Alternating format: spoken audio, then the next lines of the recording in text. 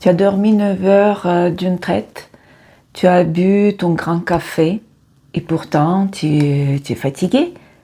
Tu es tout le temps fatigué, même les matins. Ça te parle? C'est le quotidien de tellement de femmes qui gèrent tout et tout le monde. On s'est dit qu'on manque de sommeil. Alors on essaie de dormir plus. Mais ça ne marche pas. On se réveille toujours aussi épuisé. On ne peut pas dormir plus et plus et plus. Ici, ton problème, ce n'était pas le sommeil, mais le repos. Il existe en réalité 7 types de repos qu'on a besoin pour nos corps et nos têtes. Et le sommeil, c'est seulement un entre eux. Surtout qu'il y a parmi les 7 un qui est absolument rien d'évident. C'est le plus invisible et c'est pourtant ce qui siphonne toute ton énergie, ce que tu ne t'en rends pas compte. Moi-même, à une époque de ma vie, même quand je ne travaillais pas, j'étais épuisée, je ne comprenais pas pourquoi. Mais dès que j'ai compris comment réparer cette fuite, tout a changé. Et c'est exactement ce qu'on va voir pour toi aujourd'hui dans ces vidéos.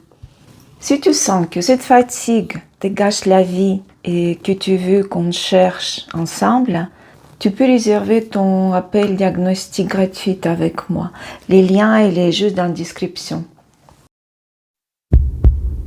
Mais en attendant, regarde d'abord ce qui cloche avec ton réservoir. Pour comprendre ta fatigue, imagine ton énergie comme un grand réservoir.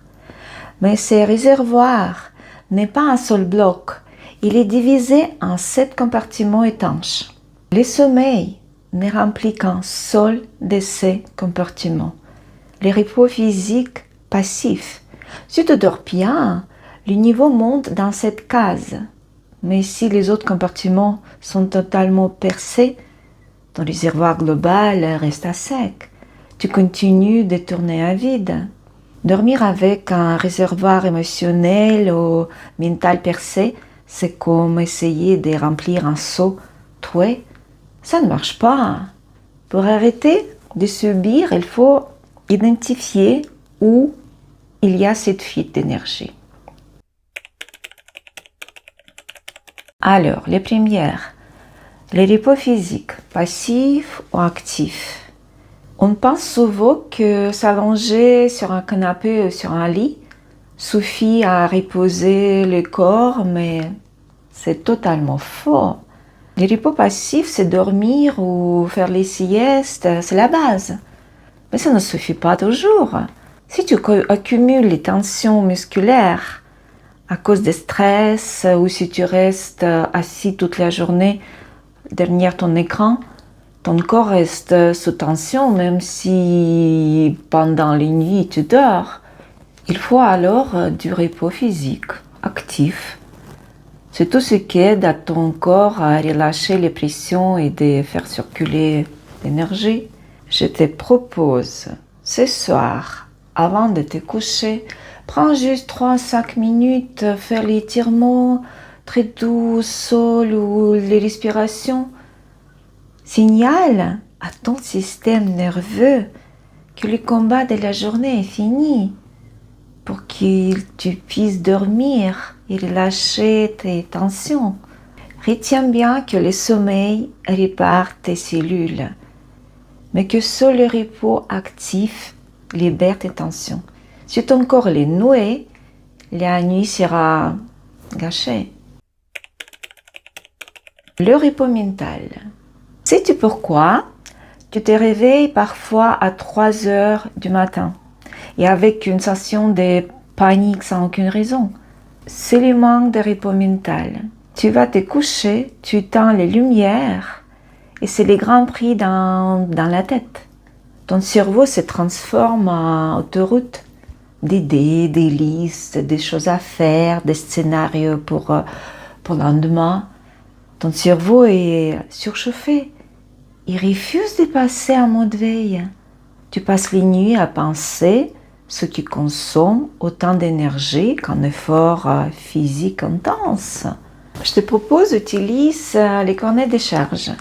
Avant de quitter le bureau ou juste avant d'aller au lit, avant de dormir, note ce qui t'encombre. Ça encombre ton esprit et tu écris un papier pour pouvoir ton ordinateur cérébral. Ton cerveau ne s'arrête pas de tourner tant que tu ne l'auras pas vidé.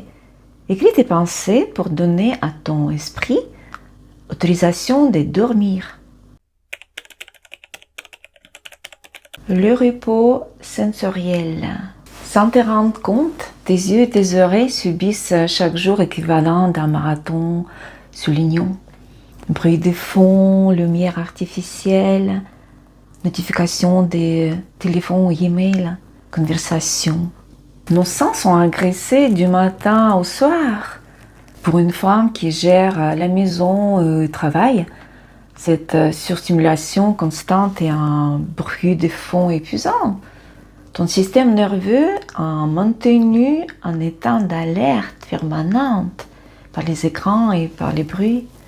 Je te propose, fais un jeûne sensoriel minimum 30-15 minutes par jour.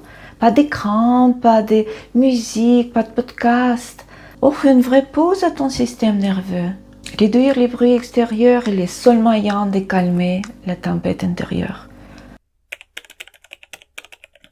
Les repos émotionnels, les fameux angles morts de plusieurs. Voici les coupables idéaux dont je parlais au début. Ces pièges invisibles. Ces pièges invisibles qui s'en prennent spécifiquement aux femmes fortes. C'est le manque de repos émotionnel. Ce qui arrive quand tu passes ton temps à dire oui, à encaisser, à soutenir tout le monde, à sourire, même si tu ne veux pas. C'est épuisant de porter les masques tout le temps. J'ai vécu ça. Même je ne travaillais pas, j'étais vidée parce que j'étais une véritable éponge. J'absorbais les problèmes, les peurs, les frustrations des proches, sans aucun filtre. Et porter les émotions des autres en plus des siennes est un travail invisible qui te détruit.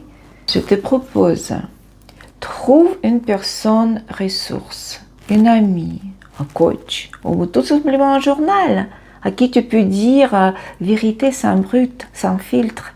Et fais un exercice le soir. Sous la douche, ferme les yeux, imagine que l'eau chaude emporte avec elle toutes les émotions lourdes qui ne t'appartiennent pas. Visualise la colère de ton collègue, l'anxiété de tes proches, en train de glisser sur ta peau et de disparaître dans le siphon. Porter les mains sur les épaules, ce n'est pas un signe de force, c'est une direction vers l'épuisement. Rends aux autres ce qui les appartient pour enfin respirer. Les repos social. Les repos social ne veut pas dire devenir ermite, mais plutôt faire un tri radical parmi les gens avec qui tu passes tes journées. Il y a les relations qui te vampirisent ton énergie, les personnes qui se plaignent de tout le monde, ils demandent tout sans donner retour. Il y a les autres qui te rechargent. Si tu passes tes week-ends dans les dîners ou dans les relations par pure obligation sociale, tu vis tes dernières réserves. Je te propose, apprends à dire non aux événements sociaux qui sonnent comme une corvée pour toi. Privilège les petits comités en personne avec qui tu peux être toi-même à 100%, sans faire d'efforts pour tenir un rôle. Protéger ton temps social n'est pas d'égoïsme, c'est de la survie. Choisis les personnes qui te nourrissent, fuis celles qui te vident. Les repos créatifs. Si tu as l'impression de tourner en boucle et de ne plus avoir aucune bonne idée, ce n'est pas un manque de talent, c'est une panne sèche de ces 2 derniers repos. Le repos créatif est vital si tu passes les journées à régler des problèmes des autres. ta capacité à t'émerveiller et épuiser, je te propose, va marcher dans les natures ou regarde l'art sans aucun but productif. Consomme de la beauté gratuite, juste pour les plaisirs.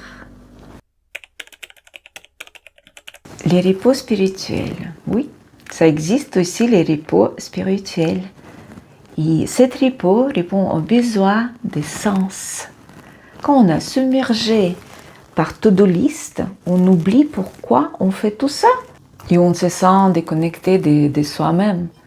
Je te propose, prends un temps d'ancrage par les méditations ou la gratitude en fin de la journée.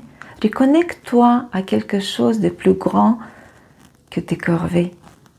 Pour donner du sens et trouver des solutions, tu dois d'abord accepter d'élever les nez des guidons. Nourris ton âme pour retrouver ton inspiration. Alors, conclusion. Le repos, ce n'est pas ne rien faire. C'est rendre à ton corps et à ton esprit ce que tu leur as appris. Dis-moi en commentaire, parmi ces 7 types de repos, quel est celui qui te fait de plus défaut? Et pour aller plus loin, comprendre pourquoi la fatigue persiste, malgré tous tes efforts, regarde cette vidéo que je mets en description. On se retrouve là-bas. Merci d'être là.